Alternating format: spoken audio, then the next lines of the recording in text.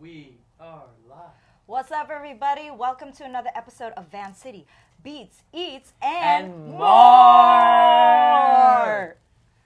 You did it! Yes, I did. You did it! We did that. We made it happen. Nice.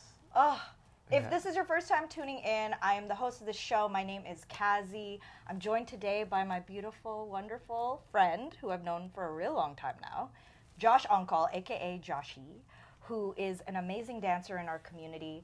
We are broadcasting live right now on the unceded ancestral lands of the Musqueam, the Tsleil-Waututh, and Squamish First Nations, the original stewards and protectors of these lands since time immemorial. And on this show, if this is your first time tuning in, this is our 82nd episode. We interview the music, art, dance, and creative community of Vancity. If you didn't know, it is popping off. It is very vibrant, and I'm so excited that we're both part of it.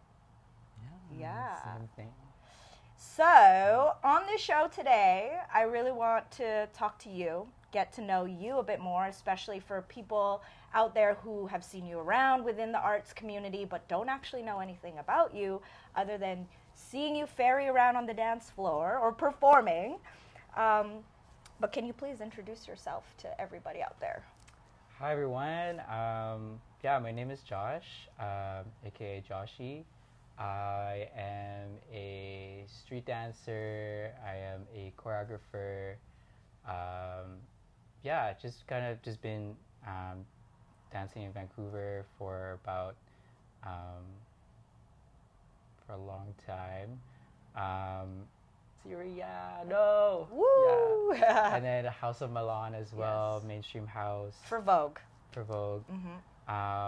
And I also have working on my piece called E.N.D, which is Energy Never Dies. Which is so cool.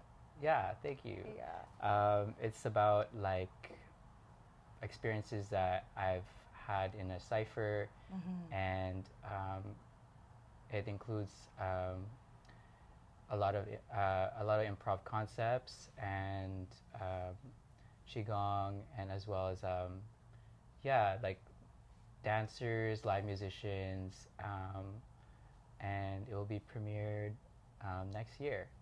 Yeah. Yes. Yeah. Which I got to see a little preview of it. I mean, it's had multiple iterations now, right? Like, you had it at the Biennale in 2023, the live Biennale. Yeah. As well as the, you performed at Vines last summer, a version of it. Yes. I performed it in August during Yeah. Vines, and that was more, it was different because we were performing it more outside, so we had to play with like the elevation of the land and that kind of like, and I feel like it's different when you're performing outside because for me, as I want to be sensitive to the environment as well, see like the changes and the timing of the elements of it as well. So, Yeah.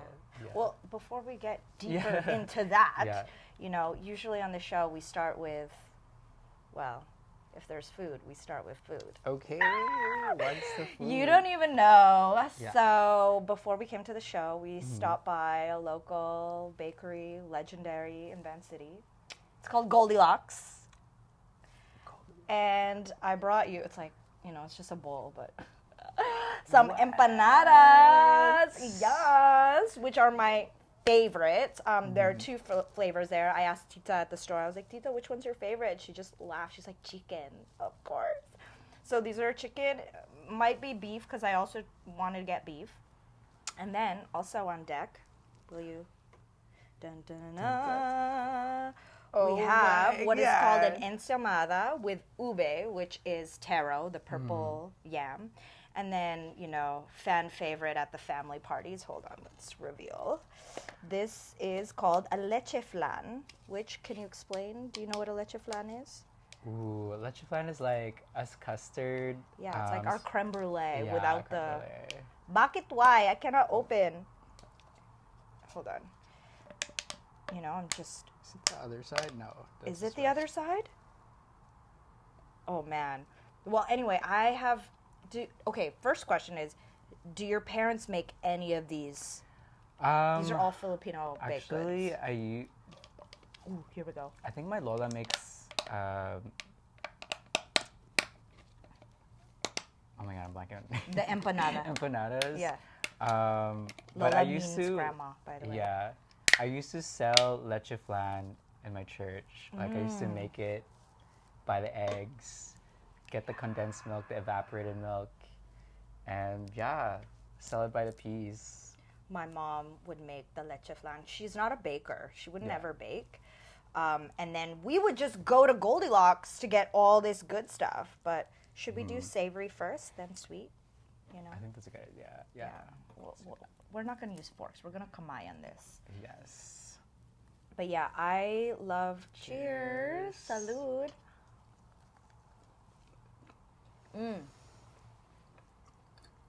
Chicken adobo. Wow. I didn't know there's a chicken adobo flavor. So, Mexicans have adobo, but Filipinos also have adobo.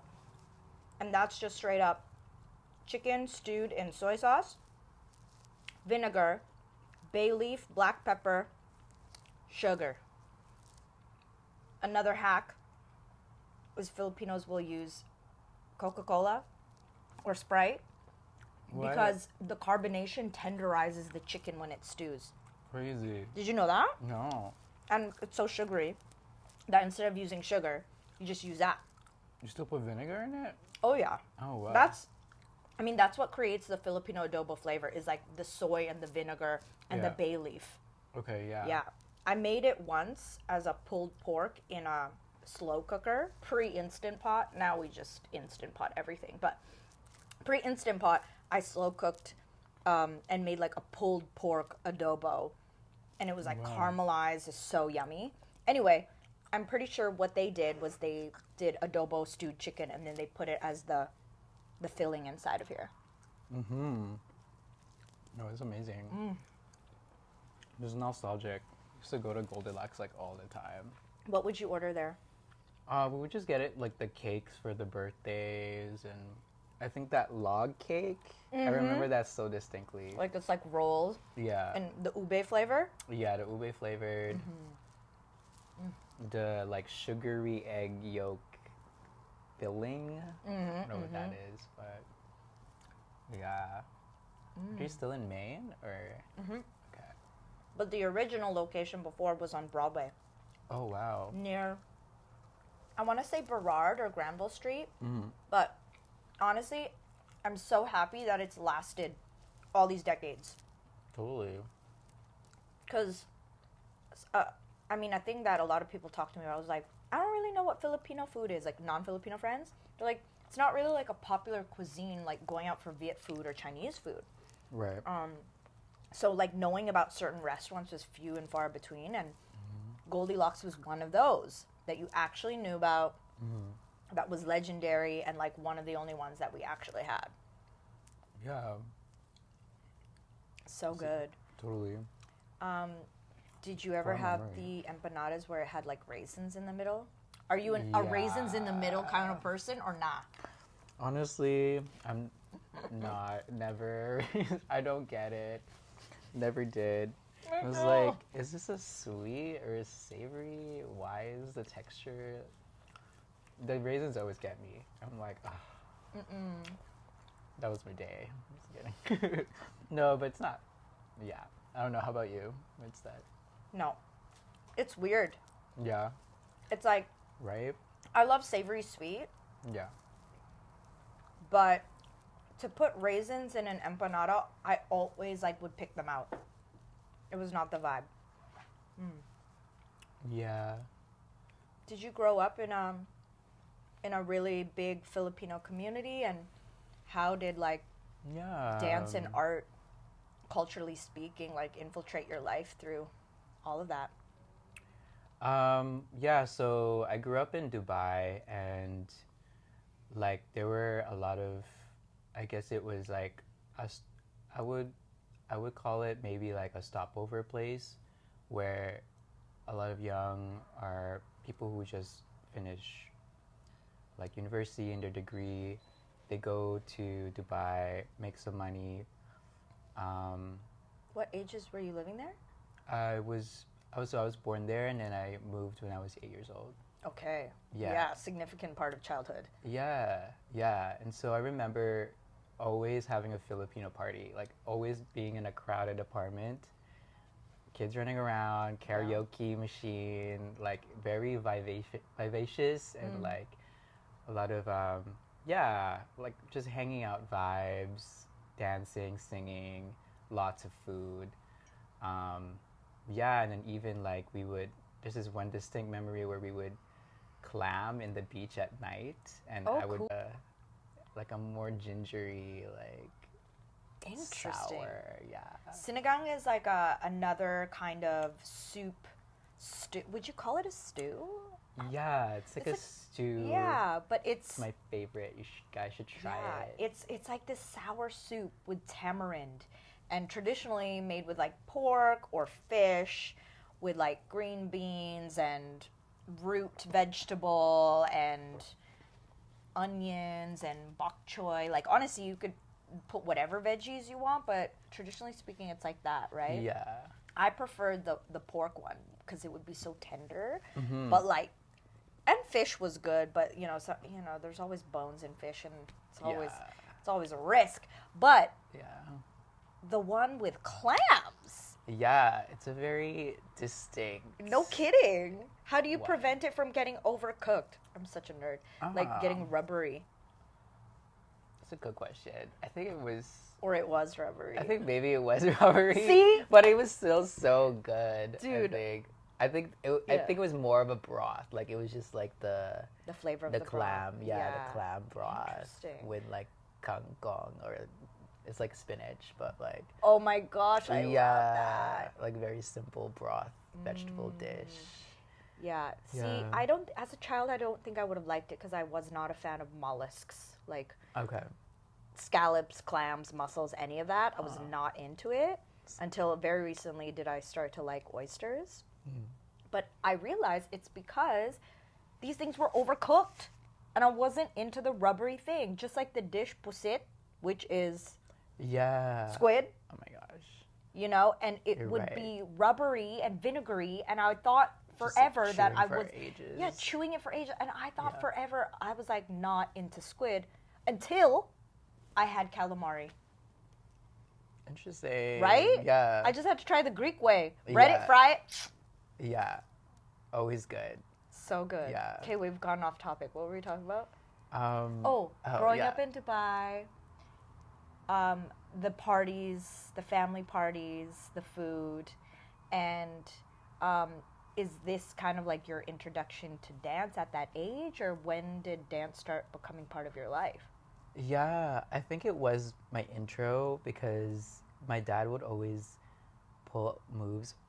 And by the way, he also used to street dance battle. Like, really? Yeah. What do you mean? What was his version of that? So he would, like, they would throw battles in his house apparently, and like my uncle, my aunt, like, except one of his brothers didn't, but all of them like brought his friends together, and then they just did like a competition at home. But this is during the 80s, 70s, so it's very funky. Like it was like influence from like disco era type of music. Yeah, they called it strutting. Oh, yeah. So it was a mix between like locking and popping, and like, but yeah, he would pull those moves in parties all the time. Where did he learn those moves? Like, were they actually locking and pop, or like esque? Yeah, there was this show I forgot the name, but there was this show in the Philippines that was like equivalent to probably ABDC, like America's Best Dance Crew. Yeah, but more like solo, funky. I think there was like a wave that was happening there. That's so cool. But yeah, it was almost like whacking. Almost, it was just like disco. Did he show you? Like, yeah, like I could pull up like this move. Like it was like the sideways move. Yeah. What's the sideways move? It was like, what? Like it was just like, it was very cute. It was very, and he sometimes does a locking move. Interesting. Yeah. So okay, basically you were born into the battles thanks to your dad. Yeah, born into the dance. I think by blood. The interesting part is also my grandma used to dance. Like she did cha-cha and salsa, also did competitions, also had his own social life. Oh my but God. no one taught each other how to dance. We just kind of picked it up because it was just very intuitive for us. Even my brother learn through YouTube. Like we all individually dance, and then now that was kind of our introduction to dance. My introduction to dance was actually ABTC and the rise of YouTube, choreographers, and it was like during high school, and there was just like a lot of growing changes that I was like couldn't verbalize or didn't know what was happening. Choreographed for choreo cookies, but they did this duet together, and I was like so amazed because it was very articulate and like dynamic changes, and very like it was just to like an indie song, and I was like, what? And this is before I like really delve into like different culture, like specific cultures of street dance. But what resonated with me is that it was very like gestural and was more like something I could relate to, because it was very like more like gestures and timing and like emphasis on it. And I was like, wow, I didn't know you could do that with dance. And so I think I was like, oh, this is something really cool to get into. Up until that point, had you taken classes before, or was it still like something social that you had done? My first class was in the community center. This b-boy named Jofer, he taught us breaking and choreo, hip-hop choreo. But that was my first. He made us cypher like second day, and I was like, what? Like, okay, I guess I'll stack this move and that move and this move and then end with this move. And then natural. But I was like, whoa, what do you do? Like it was a good feeling, because it was like, you're just like, oh, you just have to do something, and like you're kind of like brought into that urgency of it. So I was like, it was like, oh, I was so nervous, but it was good nervousness. Did you ever think that you would take dance as far as you're taking it right now?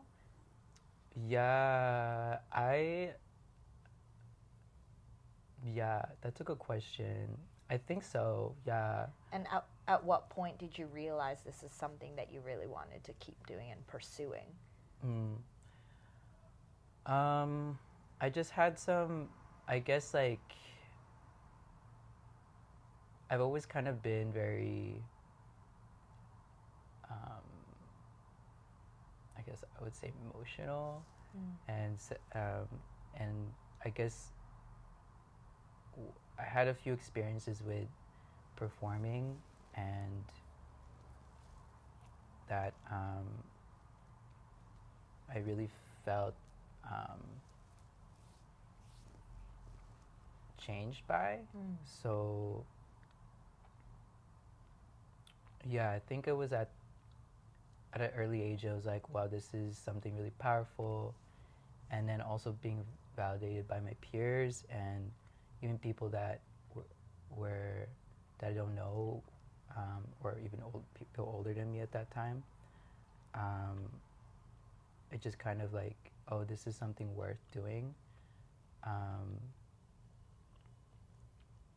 I think it really empowered me as a person.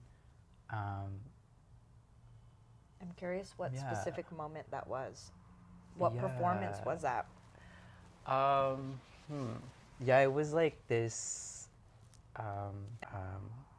who sponsored the dance team.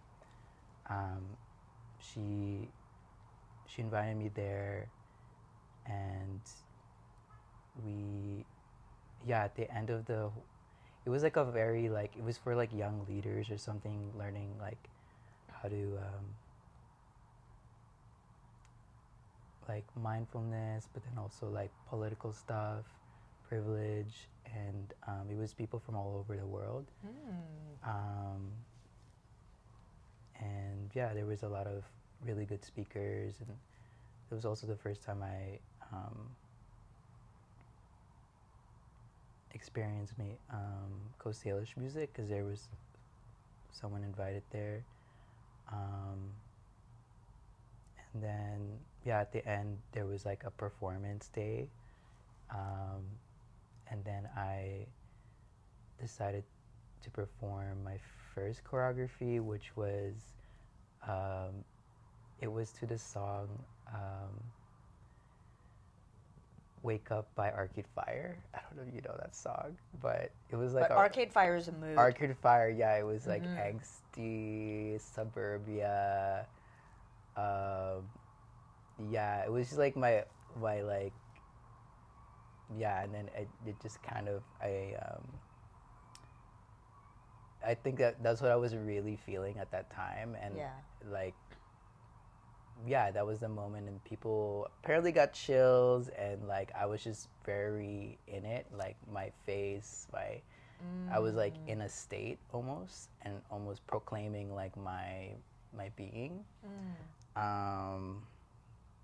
Yeah, so I think that was an experience that was so powerful, even for myself, to understand what was going on. That I'm like, oh, this is worth like going in regards to what I do in my life. Yeah, I think it was something that was like, oh, this is worth investigating and peeling into, more and more. Yeah. You know what's so funny is, how old were you when we met? Yeah, because I moved back to Vancouver in 2000, end of 2013, beginning of 2014 is probably when we would have met. So in 2014, how old would you have been? I think I was 21. Okay. So you had been out of high school already for a couple of years. I do remember you being young. For sure. Younger. We met dancing first in Seattle. Okay, this I don't recall, but... Yeah, I was just ferrying out as always. Yeah, this was a jam of some sort. This was this was like a battle called Sweet 16. Oh yeah, the Northwest Sweet 16. Yeah, and epic team. Oh my gosh. Like, yeah.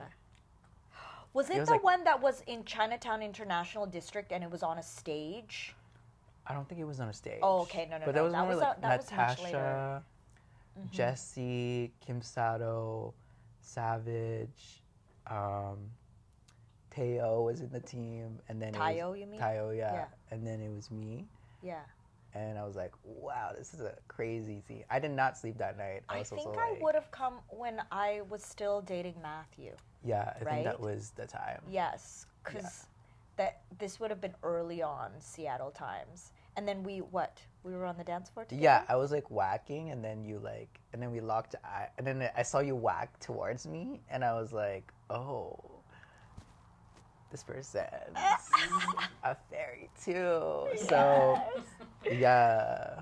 Well, based on your story of what you just said, like, your early beginnings of when you felt the impact of your expression and full embodiment and being witnessed, and also that moment where, like, because you're just lost in the sauce, but seeing how it impacted others is like this direct feedback towards yourself of like whatever was coming out of you and being expressed.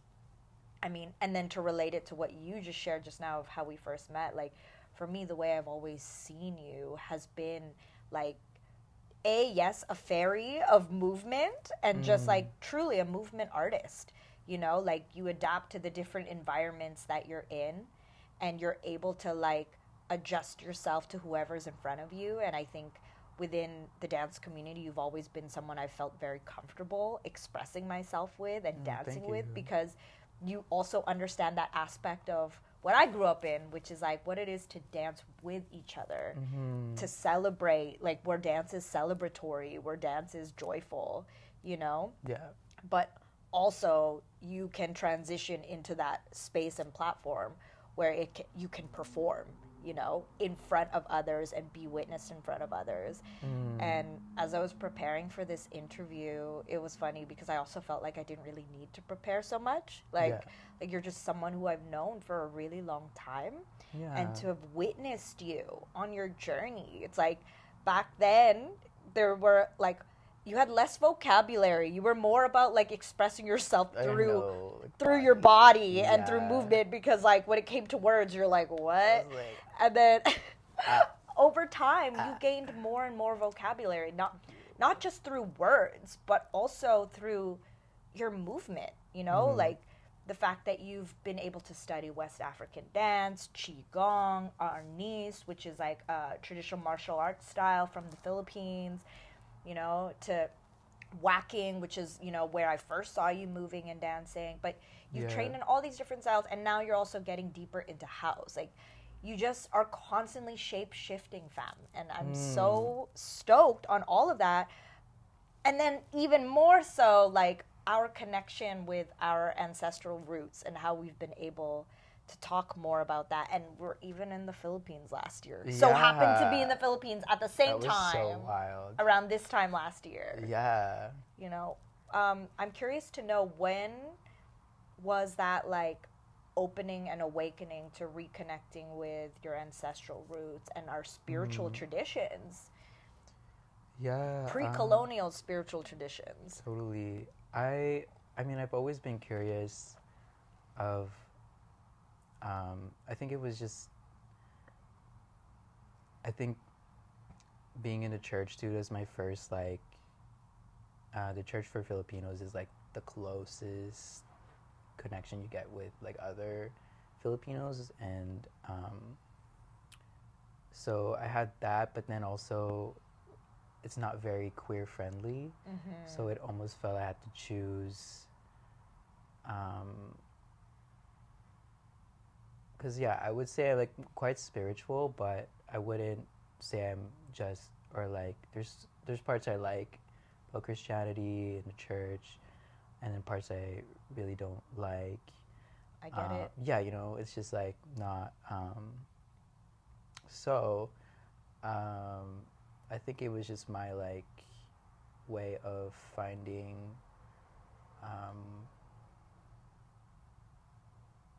like, what is it deeper? Like, what makes us so good at being together and so devoted? And so, I don't know, it's just all these questions of like what it means to be together in, sorry, I'm blanking. No, that's okay. Yeah. The question was around how you started to connect with our Filipino ancestral knowledge and like awaken to going deeper into that. Yeah.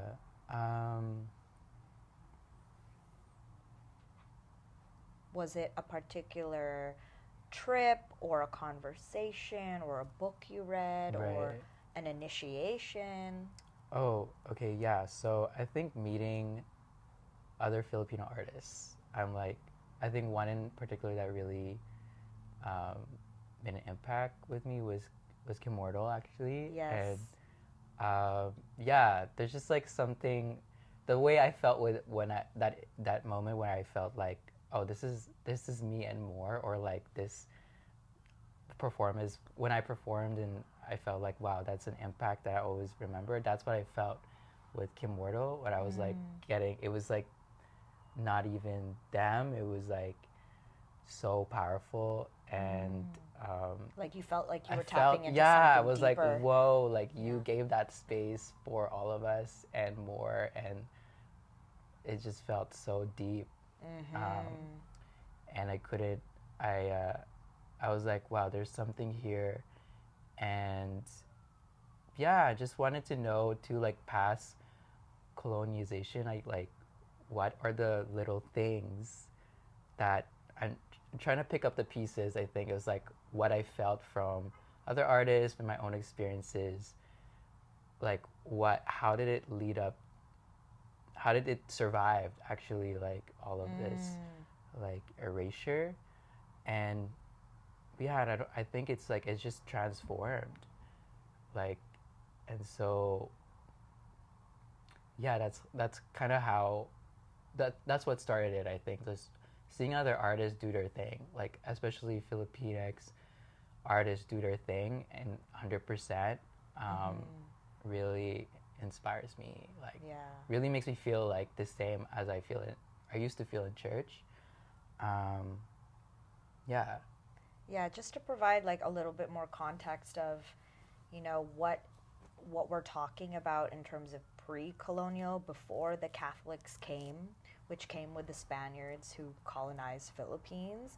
Like, just like the indigenous people of these lands, like they were so connected to the earth, and that like the deities, the gods, the spirits were all like of the land, the elements, the water, you know. And there's a lot of also just like understanding and honoring of like ancestors. There was like relationship to ancestors, and having an altar where you include them in, like, I mean, right now we should even just this one for our ancestors in this space, and to call them in, to invite them in, and to acknowledge their ongoing like presence in, you know, our lives, and that they're here to guide us.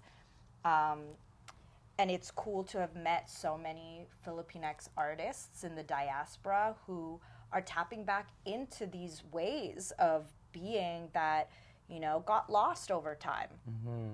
And I thought it was so interesting when you were like, how did it survive erasure? You know, and I'm so grateful that there were people who kept the knowledge and continued the practices, whether it was also like keeping our art forms like KAPWA, who just turned 108 years old, who is literally our national treasure, living legend. She still does the batok style, like hand-poked tattooing art form, and she's from the Kalinga tribe. She was on Vogue. She was on National Geographic. Like, a lot of people now know who she is, and she helped put Philippines on the map. And, you know, and we have also other friends who honor that tradition of tattooing and have modernized it or contemporized it. Is that a word? I just said that. You said that. Yeah, by learning more about the different symbols and patterns, and really tattooing and practicing that art form from that place. So, yeah. Is that how you stepped into also Arnis? Like, how did you end up? Yeah, I think so. With me being like so in my, and like how I process things in my body, I think I wanted to tap into that knowledge as well, of like just like, I guess, like trying to be more. That's also me at that time. I was also wanting to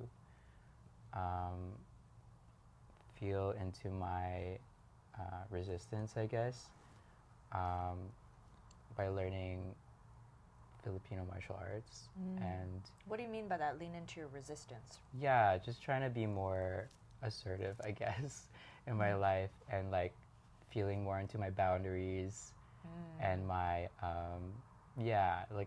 like embodying that more. And so I actually met. So the teacher was Joshee in Ocala, and he's the son of Shishir in Ocala, and he's like he comes here from time to time. He's always like in between places, but he's actually the Ninja Turtle, Michelangelo. Yeah. Like, you mean he played Michelangelo? He played Michelangelo in the first movie. Oh my gosh, that's so cool! And which makes sense. Oh my god. That's why. So that's so cool. His son is like kind of like leading the Arnis. He's doing his classes here.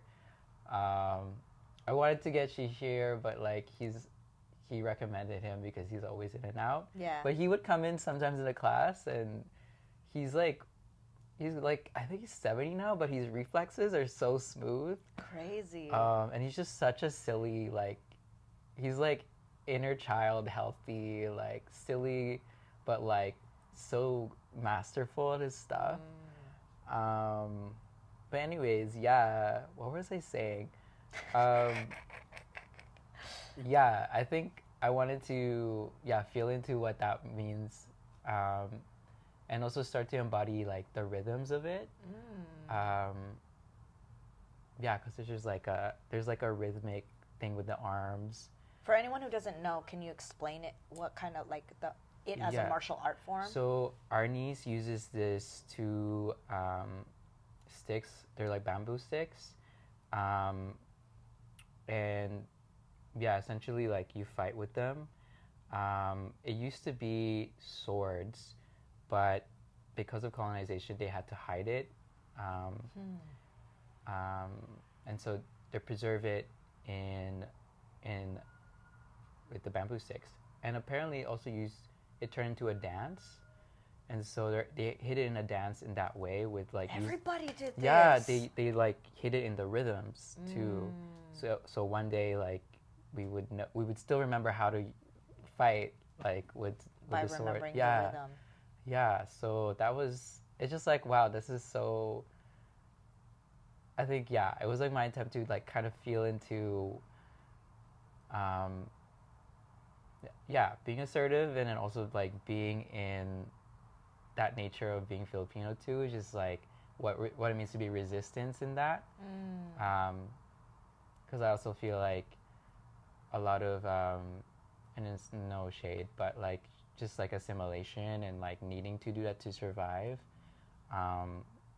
And so I wanted to feel like what it would mean to practice this kind of to practice that, as like to go against that, to practice resistance. That's cool. And to remember these rhythms. Wow. Thank you. Yeah. Wow. So this one is ensaimada, which What's is the purple one? It's the ube, which is Oh. the purple taro root vegetable, which Filipinos use in a lot of desserts because purple is so beautiful, and you just add sugar and it's now a dessert.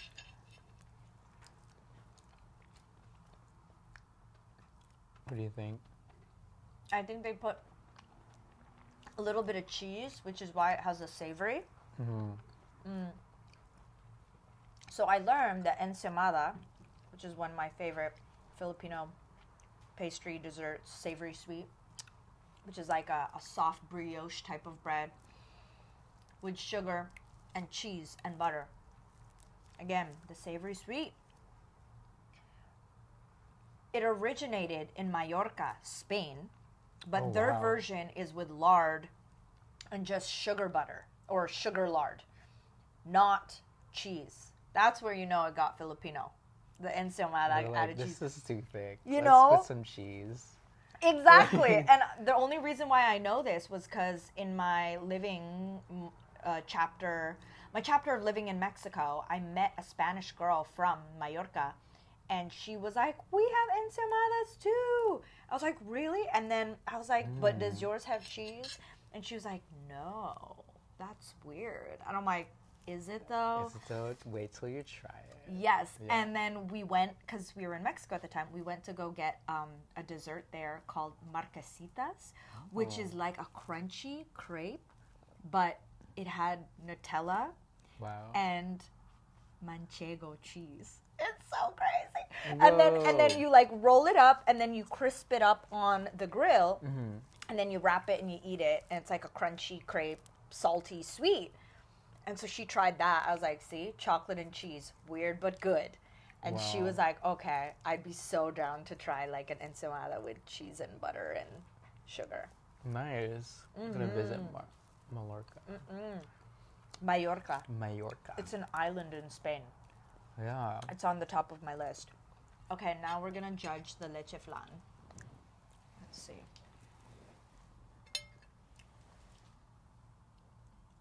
Soft, creamy, Okay.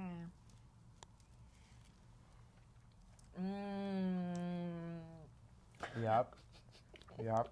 Your eyes rolled all the way back. I just saw the whites of your eyes, fam. No, that was really good. I would give it an 8.5. What would make it a 10 then? I I would give that actually a 10. Yeah? Yeah, I would actually. Maybe 9.8 if it was warm, like fresh warm. Yeah. But everything is there. The texture, The sauce is good. the caramel. I think I'm just being bougie and I want like it's What, not like- Filipino. It's Like, like you want a mint the leaf? sugar with like the torch. That's a creme That'll brulee. be like, I know. Okay, like that's not. That is not Filipino. It's very Spanish of me. You just want it torched with a little mint leaf on top? No. No. Yeah. No.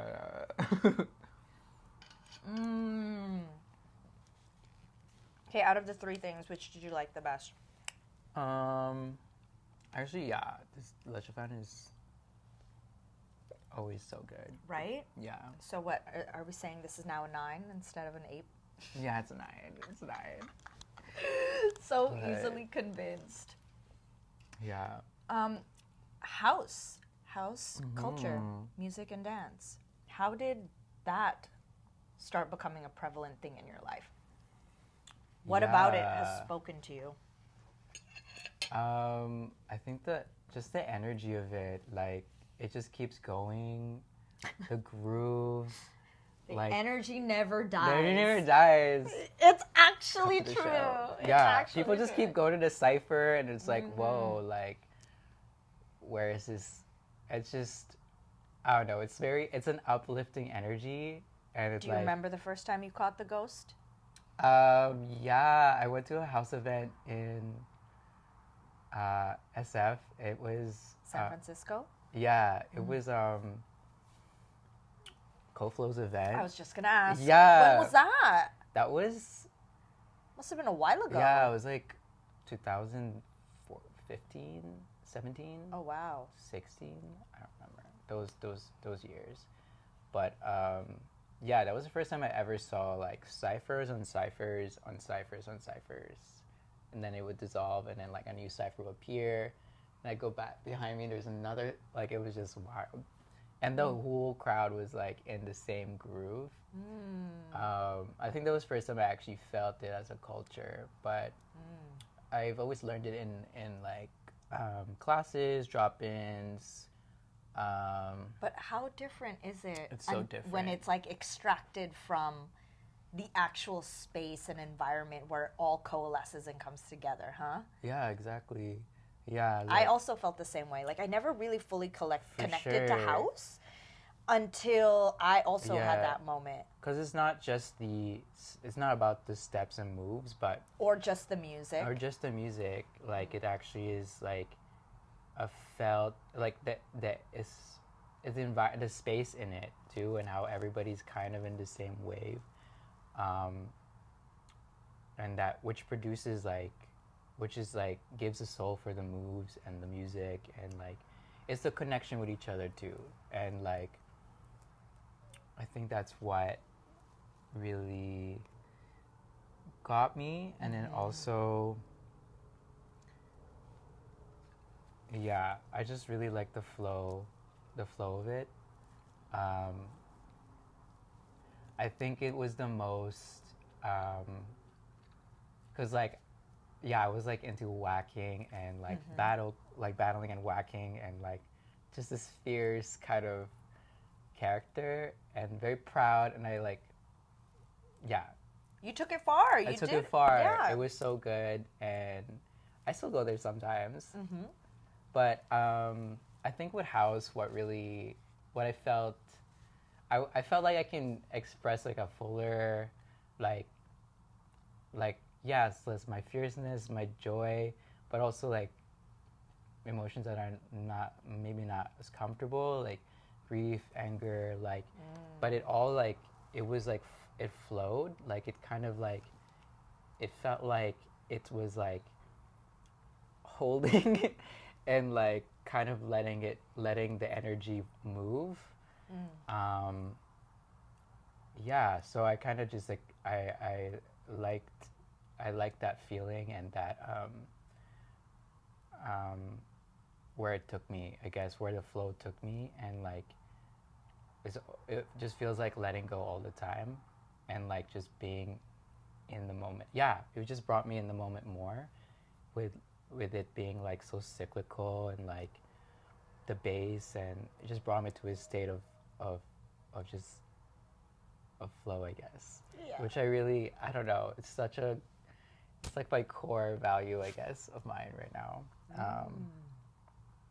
I mean, you've been going Yeah. deep into it. You've been going to different teachers and traveling and gaining mentors, deepening in that, as well as like holding space for community every Wednesday night. Yeah. That, like, even tonight after this interview. Tonight, if you're watching this, come to session if you want. Yeah. But yeah. Which is like that space where, you know, it feels like everybody knows your name and you're just able to show up. And Yeah, it's cute that we've been doing session for like maybe 2.5 years now, and yeah, like there are people who come every week, once a month. Like it really like goes in waves. Sometimes it's like a full room, and sometimes it's just like 4 of us. But like, yeah, like it really does a difference having a consistent space. And that we're able to like build relationships together and like have our own like movement language, our own like way we do things, and kind of keep the spirit of house alive in there. what do you Yeah. hope? What do you hope to grow and build in Vancity within the dance community? Yeah, that's a good question. I think like yeah. Wow, that's a really good question. That's okay if you don't have an answer yet. Yeah, I or don't right want an now. answer. I think it's like I want to keep doing what I'm doing and keep like more yeah, I think having like more places to events and spaces to kind of vibe together, and just like I think like something that's I think battles has its place for sure, but I find that the reason too I wanted to start sessions is like having like a low stakes place where it's not about the competition. Yeah, like you could practice for it. It doesn't mean that it's not allowed, but more so it's like a space for other things that's part of the culture, like connecting, like vibing. Yeah, like more like third spaces of that, like social, like more socializing. Yeah. And the ability to just build deeper bonds. Yeah, totally. Because it's hard to actually talk to people when you go to the bigger events like jams or battles or competitions. Right. Or yeah, even party spaces, it's hard to talk. for sure. You know, so the session space is like this nice in between. Like that one time that I had gone was super fun. Ended up being Yeah. the playlist DJ, and we were just like low barrier silliness just flopping around. It was so fun. Nice. Yeah, it was so good. Like, and so, yeah, And a reunion with a lot of people. Like got to actually like catch up and talk to peeps. It's been a while. yeah, yeah, yeah. It's also a space to, like, someone like either me or someone else facilitates something, but you always have your own. If you always want to do your own thing, that's always welcome. And like it's a space of like really there is structure, but like you still have your own agency.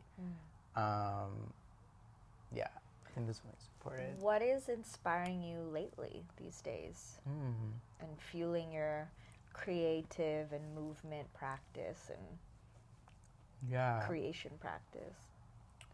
I think, yeah, like I think anything that repeats. So like anything that's like I think we touched on it before, like patterns and like rhythms, and how that manifests in like a step, and just building things that kind of loops, and then kind of breaking that loop up or changing it, layering it. I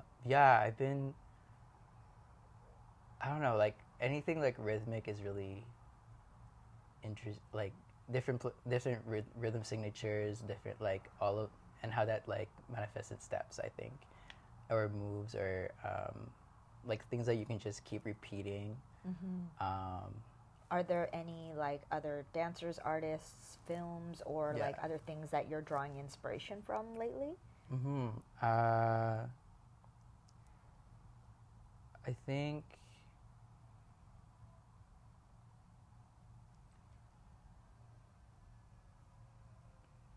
I'm lacking. No, that's okay. Yeah. Well, I mean, I've noticed that you started DJing. Okay, yeah. You know, and so it made me think of what you were saying about loops. Right. And especially like paying attention to rhythms. Like once you start learning to DJ, you're definitely learning and looking and hearing music in a different way. Yeah. Yeah, I kind of just been exploring music,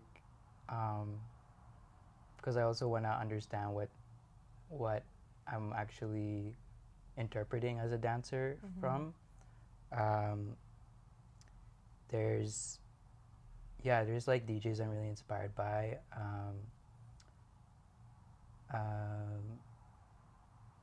Catfish from Calgary is really inspiring. Yes. Catfish the Wizard. Yeah, Wizard. Yeah, like he just mixing like open styles together like seamlessly is really cool.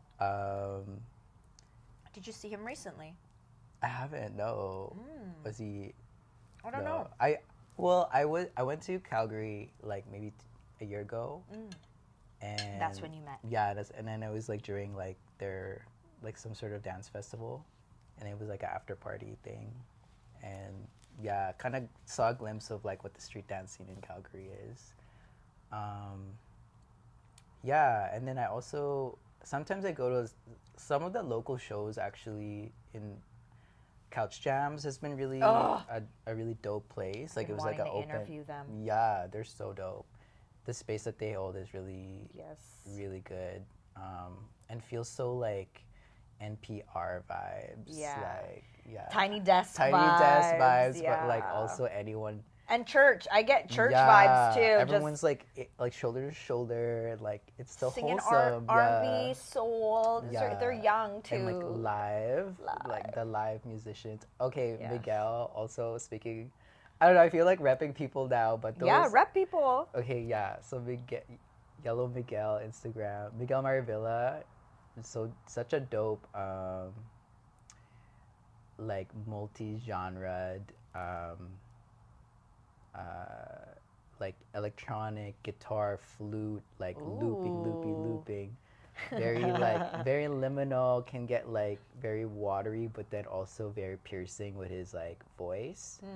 Yeah, he's really dope to me, and he actually is a musician for my old piece Lakbay, and then like which means journey in Tagalog, and then also my current piece of E.N.D.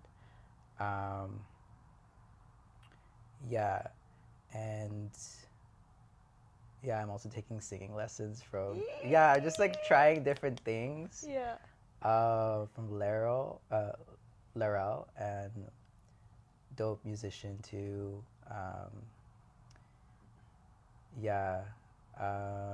That's exciting. Yeah, just trying different things, I think. I mean, that's as far as and as long as I've known you, you are always literally trying new things and evolving yourself, and you do a lot, which is super cool. Thank you. Yeah. I feel like it's good to, it's good. Like, there's always a challenge, but also keep it fun and like not serious. Like, that's it. Yeah, just like it's not my element really, but I genuinely am curious and want to learn. Yeah. I think more people could take a page out of your book and just do that. Yeah. You know, it's like, why does it have to be your thing? Why can't we just like dabble? Yeah. I feel like I'm the ultimate dabbler. You know, like I love trying things because I'm just curious and because I'm curious about people and it helps me understand people more. Mm-hmm. So, you know, like why not just add another thing to your list of hobbies? Like low stakes. Yeah. You know. For sure. So, before we started this interview, we had Joshee come out with his notebook and was like, I was like, what do you have on your sticky note? He's like, well, I prepared questions too. I was like, wait, what? Well, yeah. So, like, I'm going to ask you questions Okay, too. so I'm curious. Yeah. What is in your notebook of curiosities and questions? Yeah. Okay. Well, I think... This is so cute, by the way. I'm, like, excited. Yeah. I mean, I always see you as like someone who's really good at like weaving different people in the scene, and I feel like that's like more like a space maker for things to grow and like which is so cool. And I think like curious how did you ever like what is your like I think also as an older artist in street dance too, like how did you what is that like growing, how did the scene influence you, how do you hope to like give back, and over the years, like what did you learn from all of that? Oh my gosh, you just asked question. 1,000,000 questions. I'm sorry. I also like how you treaded softly with like older. Older. It's I mean, okay. there's no shade. No, like, we're not all growing all. older. I fully admit I'm in my tita era, my auntie era. Well, what's interesting is that I really have come to identify, like, you know, I get asked the question, like, are you a dancer? And I've always struggled with how I answer that question because it really depended on, like, what is your definition of that? And that will depend on how I answer, you know, because my own definition of it is, like, dance for me is, it's a hobby. It's low stakes. It's, like, also just, like, second nature when you hear good music, and the natural response of the body is to just move and groove and respond. Like, just like yourself growing up in family parties and weddings and fam jams and debuts and cotillions and all of that, it's like it was just so part of culture and life. So for me, it was never anything that I wanted to pursue as a career or to go deeper in it. Like, you know, again, being the ultimate dabbler, trying out different classes and doing these things for fun. You know, it's really just, and also to just support the community, like to support people in them and their like teaching for the first time or offering a new progressive or blah, blah, blah, / exercise fam, like whatever. Yeah.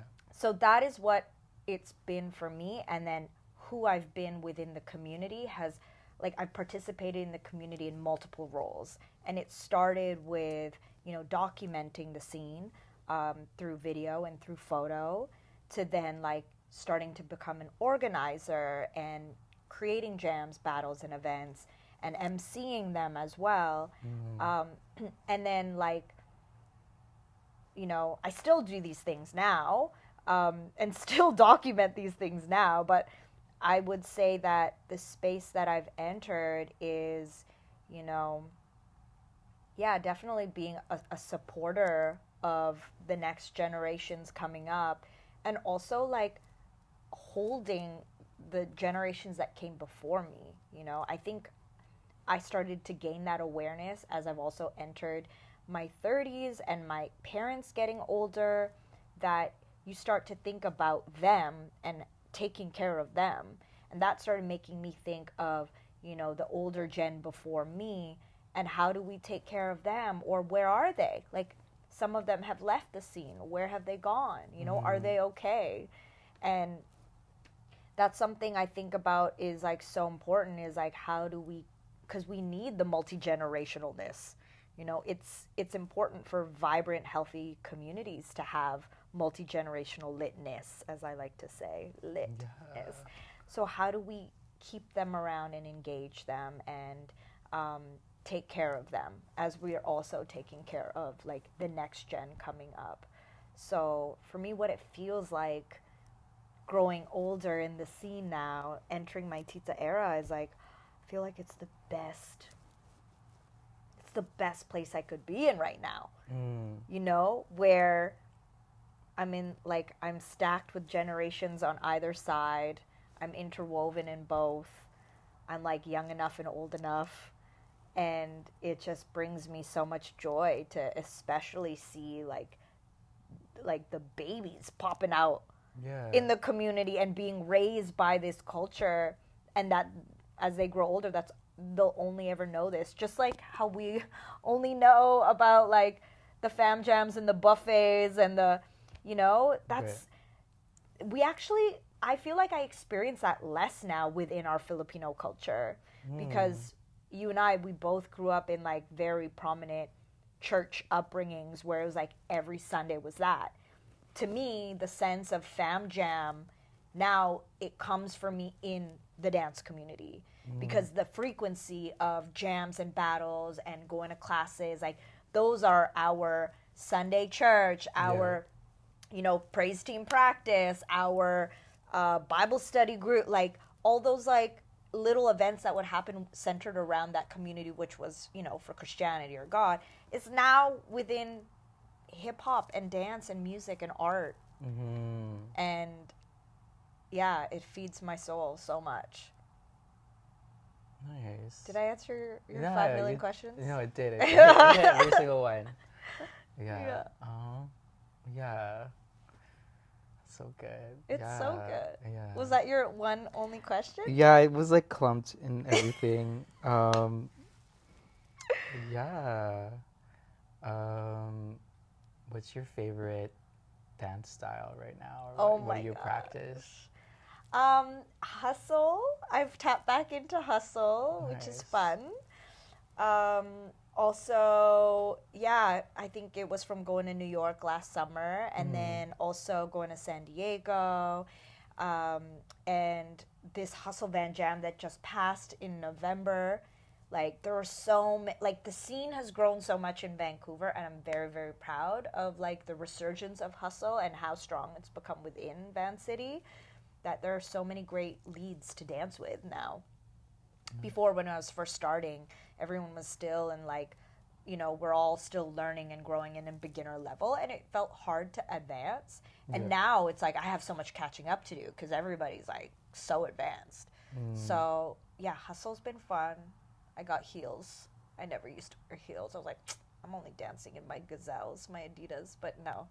Now we got heels. Girl got heels.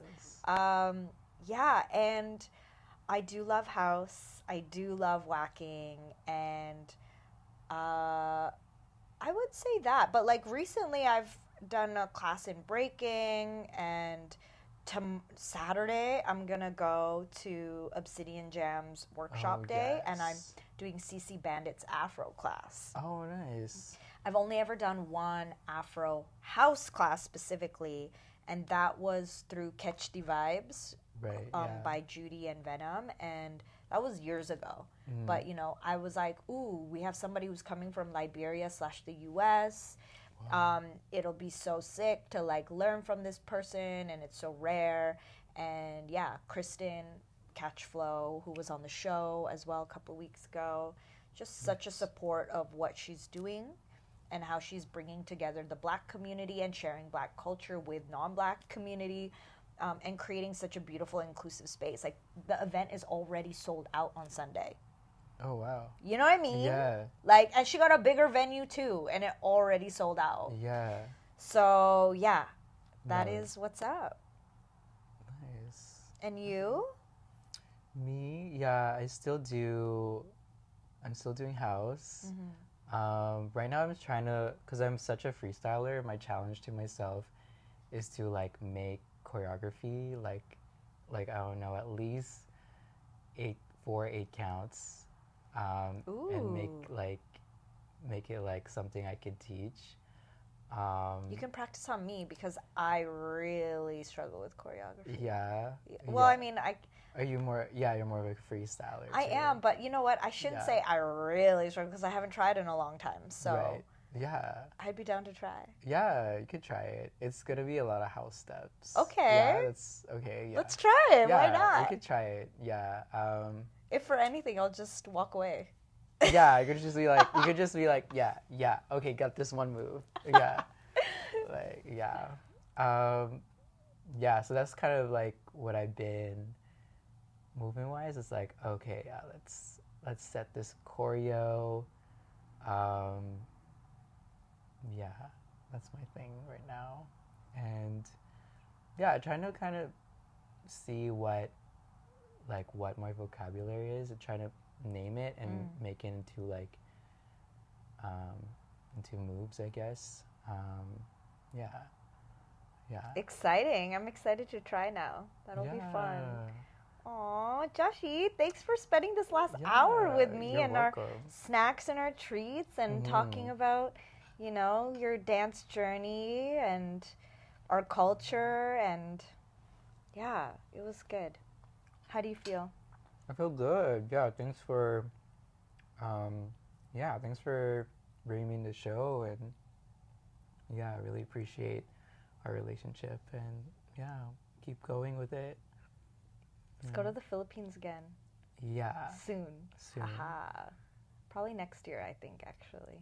Yeah, I think my mom is turning 60, so she's gonna go in November. Oh my gosh, fun! Yeah, so I might go with her. Yay! Yeah.